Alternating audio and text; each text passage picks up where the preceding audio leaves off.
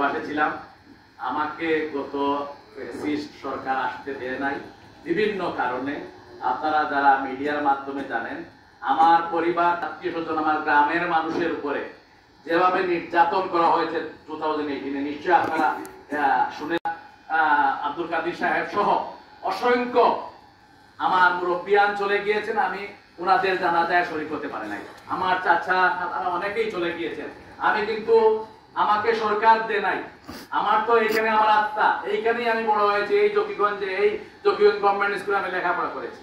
সুতরাং আমি আপনাদের কাছে এসেছি, আমি এই যারা আমাকে আসার জন্য যারা সুযোগ করে দিয়েছে, আমার যারা জুলাই আগস্ট বিপ্লবে আত্মাহুতি দিয়েছে, তাদের মাগফিরাত কামনা করছি। সর্বশেষ আমার এই জন্য আপনাদেরকে, আপনাদের পাশে থাকতে পারি, আপনাদের কাজ করতে পারি।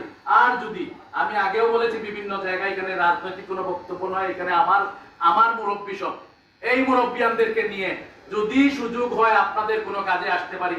আর যদি এই দেশে ইলেকশন হয়, ইলেকশনে যদি বিএনপি যদি গভর্নমেন্ট ফর্ম করে এবং আমাদের নেতা বাংলাদেশ জাতীয়তাবাদী দলের ভারপ্রাপ্ত চেয়ারম্যান দেশনায়ক তারেক রহমান যদি প্রধানমন্ত্রী হন, তাহলে কিন্তু আমরা চেষ্টা করব আপনাদের কথা বলা, আপনাদের পক্ষে কথা বলা, এই মসজিদের মুতল্লিদের পক্ষে কথা বলা এবং সর্বোচ্চ জকিগঞ্জ খানারঘাটবাসীর উন্নয়নের জন্য আমরা ভূমিকা রাখতে পারবো, এটা আপনাদেরকে আশ্বস্ত করতে পারি। প্রিয় মুরব্বিয়ান, প্রিয় ভাইয়েরা এবং আমার চাচা যারা রয়েছেন, সকলের প্রতি আমি আকুল আহ্বান জানাচ্ছি, আমরা মিলেমিশে এই বাংলাদেশকে, এই জকিগঞ্জকে, এই খানারঘাটকে আমরা একটি সুন্দর অবহেলিত জকিগঞ্জকে আমরা চেষ্টা করে যাব এই নদীর, যাতে আমরা বন্যায় আমাদেরকে ভাসিয়ে নিয়ে না যায়।